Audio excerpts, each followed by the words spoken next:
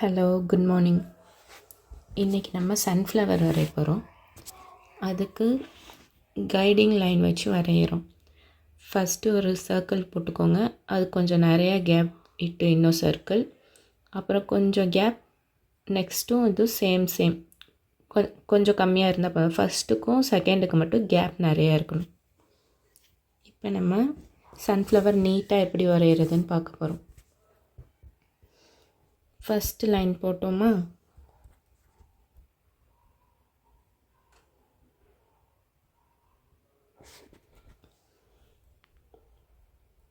அதை அப்படியே ட்ரேஸ் பண்ணி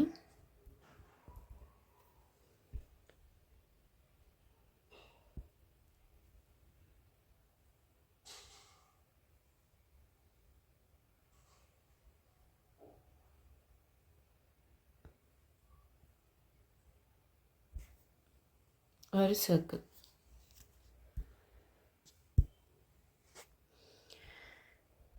நெக்ஸ்ட்டு லைன் கூட இது மாதிரி லைன், சன்னுக்கு போடுவோம்ல அதை மாதிரி லைன் நல்லா நீட்டாக பொறுமையாக போடுங்க. அப்போ தான் சன்ஃப்ளவர் அழகாக வரும். சன்னுக்கு ரேஸ் போடுற மாதிரி பொறுமையாக செகண்ட் லைனில் டச் பண்ணுற மாதிரி பொறுமையாக நீட்டாக ஈவனாக கேப் விட்டு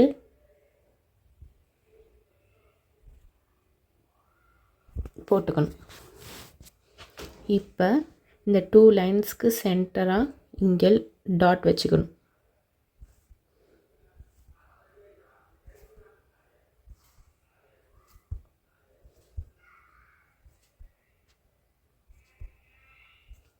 பொறுமையாக வரைஞ்சா நல்லா நீட்டாக வரும்.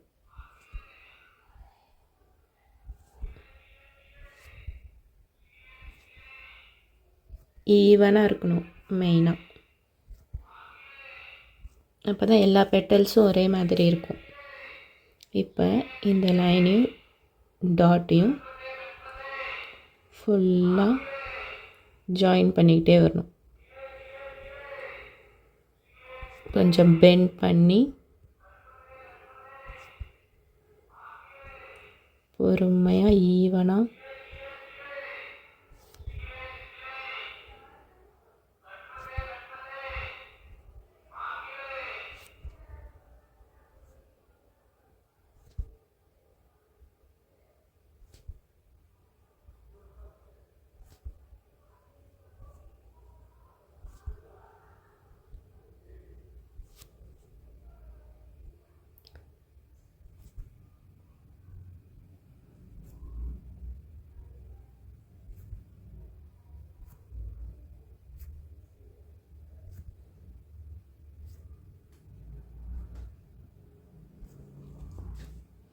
அழகாக ஈவனாக வந்துட்டால் இப்போ நெக்ஸ்ட்டு ரோ பெட்டல்ஸ்க்கு சேம் மெத்தட்.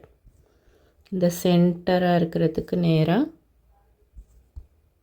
2 பெட்டல்ஸ்க்கு சென்டராக டாட் வச்சுக்கிட்டே வரணும். ஈவனாக இருந்தால் தான் அழகாக இருக்கும். ஸோ ஸ்லோவாக மெதுவாக ஈவனாக அழகாக வரையணும். இந்த இடத்துலேருந்தும் இந்த இடத்துலேருந்தும் அந்த சென்டர் இல்லாமல் கொஞ்சம் தள்ளி ஈவனாக இருக்கும்.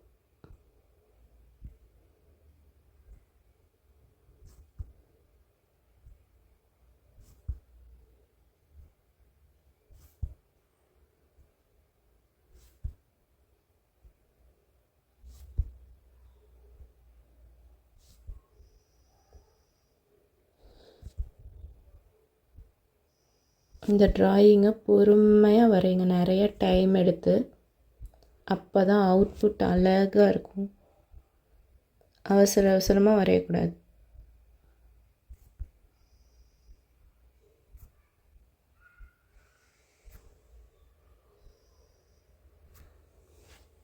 அவ்வளோதான். இந்த கைடிங் லைன்லாம் மெலிசாக போடணும். அப்போ தான் எரேஸ் பண்ணுறப்ப ஆடாக தெரியாது. இப்போ நான் அதை எடுத்துட்டேன். இப்போ ஸ்டெம் அண்ட் லீஃப்.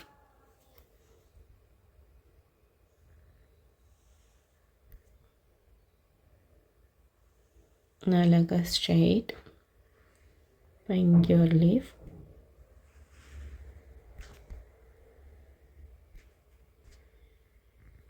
இங்கே ஒரு லீஃப்.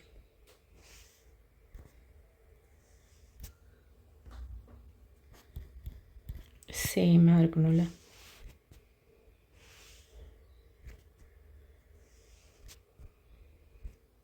ஓகே, இப்போ கலர் பண்ண போகிறோம். ஆரஞ்ச்,